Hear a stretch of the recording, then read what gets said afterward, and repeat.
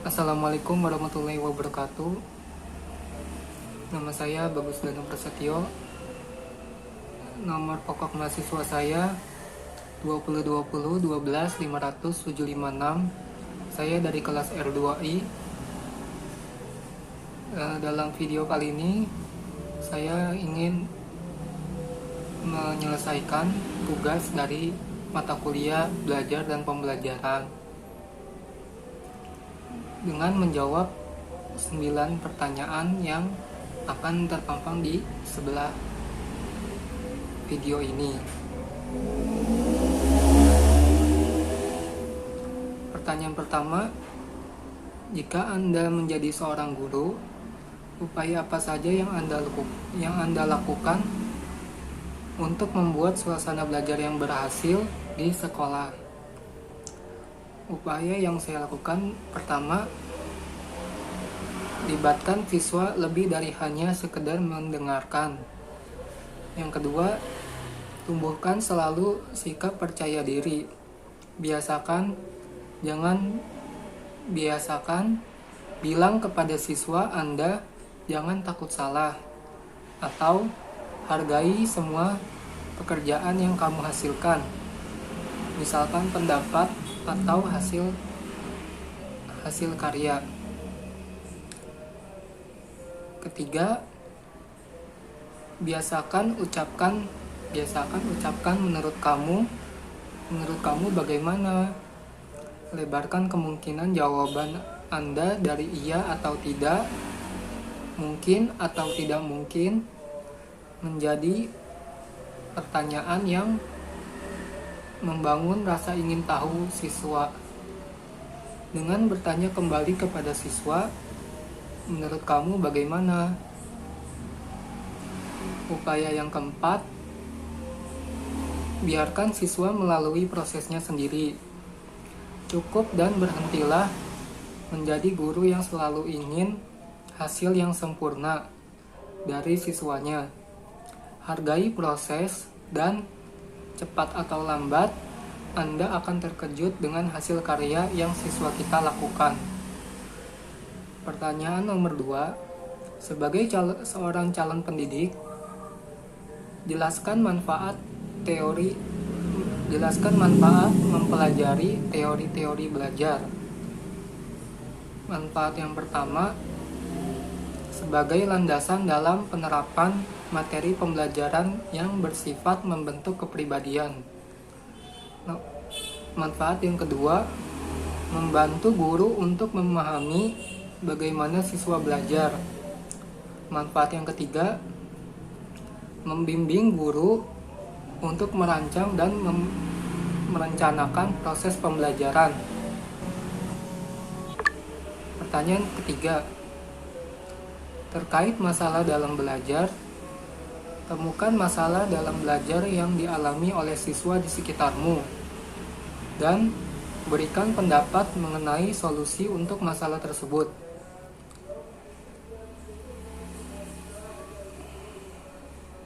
Masalah belajar yang dialami siswa di sekitar saya yaitu kurangnya percaya diri dalam mengikuti proses belajar dan pembelajaran di kelas, atau dengan kata lain, siswa-siswa atau teman-teman saya yang saya kenal lebih banyak diam dalam suasana belajar di kelas.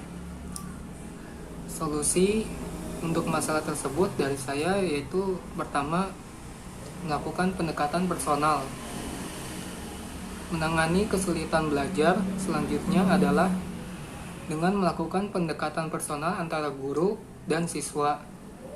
Pendekatan personal meliputi dialog atau komunikasi langsung dan terbuka antara guru dengan murid. Guru dapat menanyakan banyak hal terkait proses belajar dan pembelajaran dan apa saja yang menghambat penerimaan materi.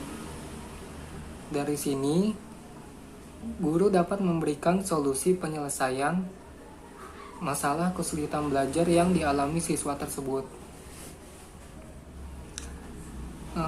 Solusi yang kedua dari saya yaitu ajak siswa aktif berpartisipasi.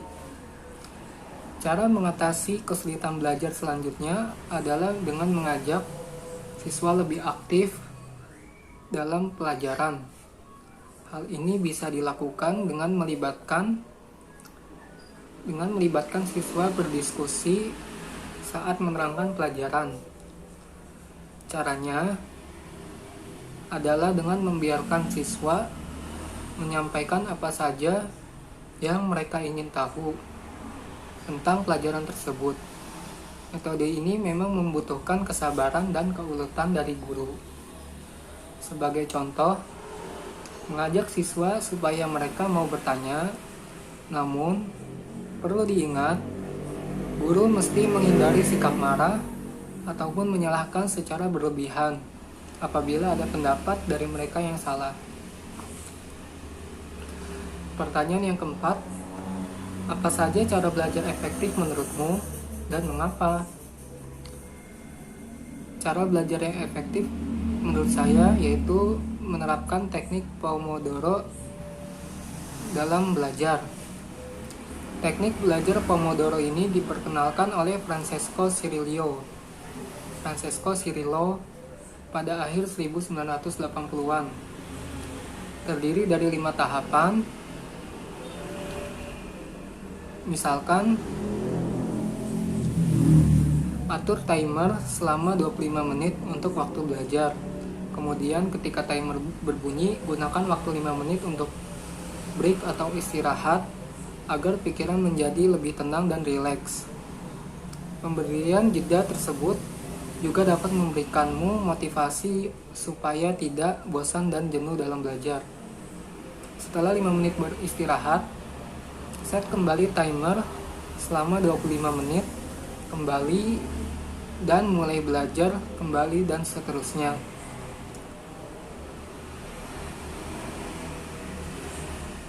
Pertanyaan yang kelima, gaya belajar seperti apakah yang Anda miliki? Gaya belajar yang saya miliki yaitu gaya belajar visual. Menyerap informasi dengan membaca tulisan-tulisan, gambar-gambar, seperti membaca buku, mempelajari diagram, grafik, ataupun video. Karena saya mempunyai indera penglihatan yang cukup tajam dan minat terhadap warna, model, dan bentuk, maka gaya belajar yang saya pilih adalah gaya belajar visual. Pertanyaan yang keenam, terkait dengan motivasi belajar, menurut Anda, mengapa motivasi belajar itu penting? Adanya motivasi belajar pada diri seorang siswa akan mampu mengarahkan kegiatan belajarnya. Ia akan memperhatikan materi pelajaran yang disampaikan oleh guru. Sebagai ilustrasi, setelah ia diketahui bahwa dirinya belum belajar secara serius, terbukti banyak bersenda gurau, misalnya, maka ia akan mengubah perilaku belajarnya. Pertanyaan yang ketujuh, apa saja upaya-upaya yang dilakukan untuk meningkatkan motivasi belajar? Upaya yang saya lakukan untuk meningkatkan motivasi belajar yaitu menciptakan suasana yang menyenangkan dalam belajar. Siswa hanya mungkin dapat belajar baik manakala ada suasana yang menyenangkan, rasa aman, dan bebas dari takut. Usahakan agar kelas selamanya dalam suasana hidup dan segar, terbebas dari rasa tegang. Untuk itu, guru perlu melakukan pendekatan kepada semua peserta didik, memberikan penilaian kepada hasil peserta didik yang adil, dan juga memberikan pengajaran yang tidak terlalu menekan, agar tidak tercipta suasana belajar yang tegang pada saat di kelas. Pertanyaan yang ke-8, menghadapi era industri teknologi abad 21, apa pengalaman pembelajaran baru yang Anda dapatkan? Selama saya belajar lewat media daring pada saat ini, keaktifan saya ada yang dapat diamati secara langsung, seperti mengerjakan tugas, berdiskusi, mengumpulkan data, dan lainnya. Namun ada juga yang tidak dapat diamati secara langsung, seperti kegiatan mendengarkan dan menyimak.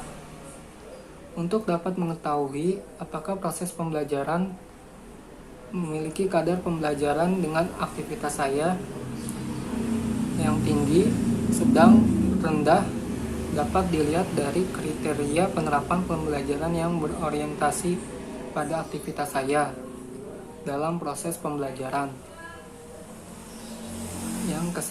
Pertanyaan yang ke-9, menurut Anda, apa persoalan dalam pendidikan yang selalu dialami guru dan siswa di Indonesia?